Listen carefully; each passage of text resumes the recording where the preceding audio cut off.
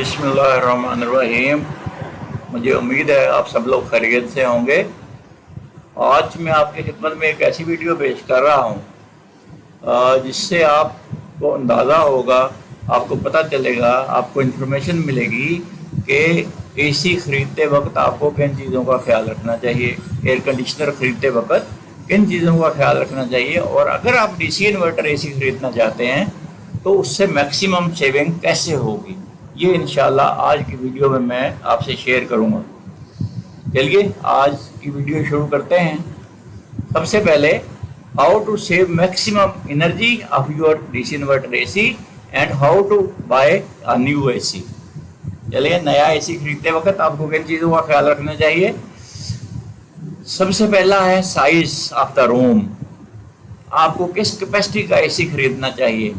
140 square feet अगर आपका room का साइज है तो 1 टन का एसी काफ़ी होता है, लेकिन अगर आपका रूम इससे बड़ा है तो उस रूम की जो है कैपेसिटी आपको ज़्यादा चाहिए होगी।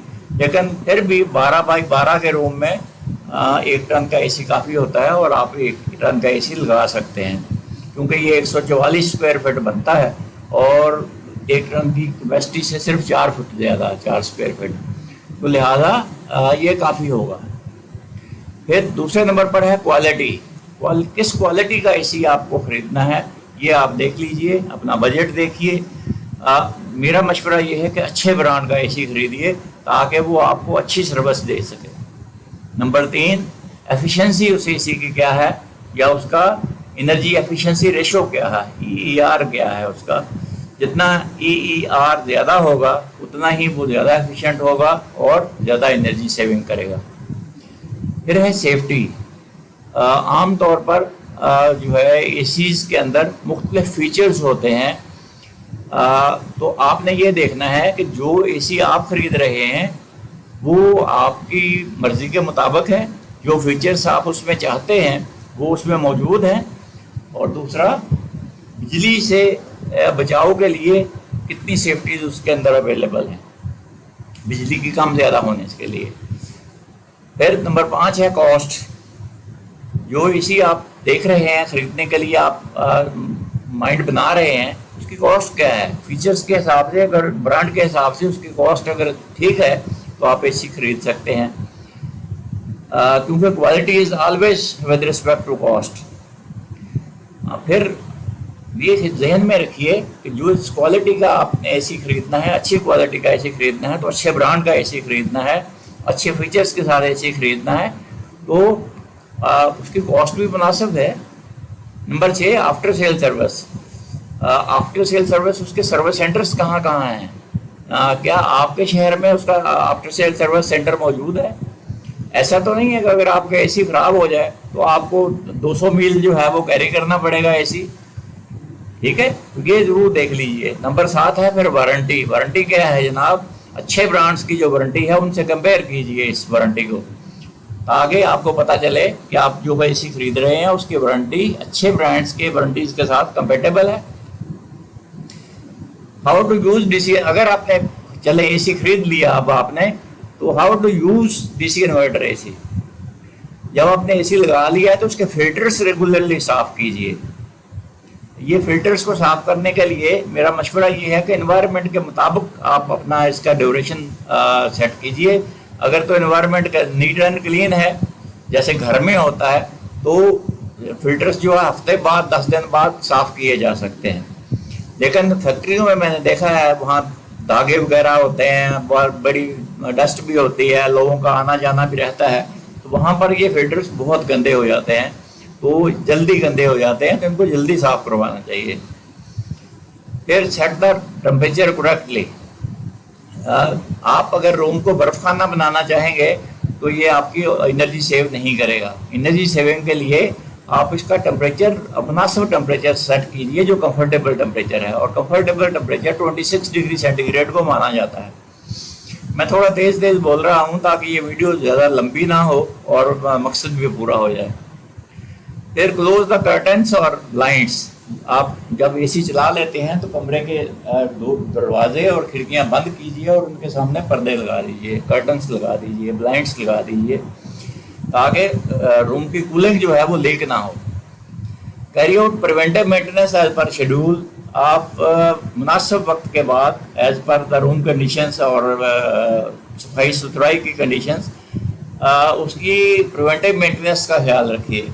प्रिवेंटिव मेंटेनेंस में उसकी फिल्टर क्लीनिंग भी आती है और उसकी सर्विस भी आती है। सर्विस तो आप उतनी कर सकेंगे, वो टेक्नीशियन को आपको बुलाना पड़ेगा, वो ब्लोअर वगैरह मारते हैं इंडोर में भी आउटडोर में भी, ताकि उसके अंदर जो डस्ट है जो कोई ऐसी चीज़ें उसके अंदर फंसी हुई हैं तो वो निकल जाएं, क्योंकि बाहर आउटडोर बाहर लगा होता है तो आमतौर पर पत्ते वगैरह और मतलब धागे वगैरह और मुख्तलिफ चीज़ें उसके अंदर आउटडोर के अंदर फंसी होती हैं। तो plan your preventive maintenance as per environmental conditions. घरों में तो ठीक है, एक सीज़न निकाल जाता है, लेकिन फैक्ट्रियों वगैरह में शायद यहाँ पर मतलब जो है वो गंदगी ज़्यादा होती है, जहाँ पर इन्वायरमेंट इतना साफ़ नहीं होता है, तो वहाँ पर जो है ना ये जल्दी गंदे हो जाते हैं आउटडोर और इंडोर। तो इनकी जो है ना पानी से इसको वॉश करना पड़ता है। तो ऐसी सूरत में एक ये वॉश सर्विस जो है ना आप ज़रूर कॉल कीजिए, ताकि आपके एसी को वॉश करके वो दोबारा लगा जाएं और इसकी कूलिंग अच्छी हो। चलिए जनाब आगे, conditions for energy efficiency energy saving. ये जो मैंने पहले बातें आपको बताई हैं ये वाली, ये तो मैंने आपको प्रिवेंटिव मेंटेनेंस के हिसाब से बताई हैं जो मोस्टली आप खुद कर सकते हैं। कंडीशंस कि एनर्जी मैक्सिमम सेव कैसे होगी, गुड इंस्टॉलेशन ऑफ रूम। जब रूम में आप एसी चला लें तो कर्टन्स वगैरह खींच दें, दरवाजे बंद कर दें, खिड़कियां बंद कर दें, ताकि कूलिंग लॉस ना हो। और अगर कोई वेंटिलेटर्स वगैरह हैं तो उनके आगे भी कुछ ना कुछ लगा दीजिए ताकि कूलिंग लीक ना हो। लेसर विंडोज और डोर्स, कोशिश करें कि खिड़कियों में और दरवाज़ों की तादाद कम हो, या अगर तादाद ज़्यादा है, क्योंकि रूम तो पहले से बना हुआ है, घर आपका पहले से बना हुआ है, एसी आप खरीद रहे हैं, तो आप खिड़कियाँ और दरवाजे तो बंद नहीं करेंगे। लिहाजा अब आप रूम की कैपेसिटी उस हिसाब से खरीदिए, एसी की कैपेसिटी आप उस हिसाब से खरीदिए। अगर खिड़कियाँ विंडोज ज़्यादा हैं, 12 बाई 12 का रूम है, तो आप 1.5 टन का एसी लगाइए। फिर 1 टन के एसी से फिर गुजारा नहीं होगा, क्योंकि उसमें कूलिंग लॉस ज़्यादा होगा। फिर less opening of door.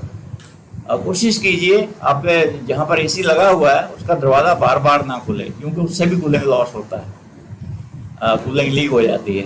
Come AC को दोबारा वर्कआउट करना पड़ता है रूम को ठंडा करने के लिए।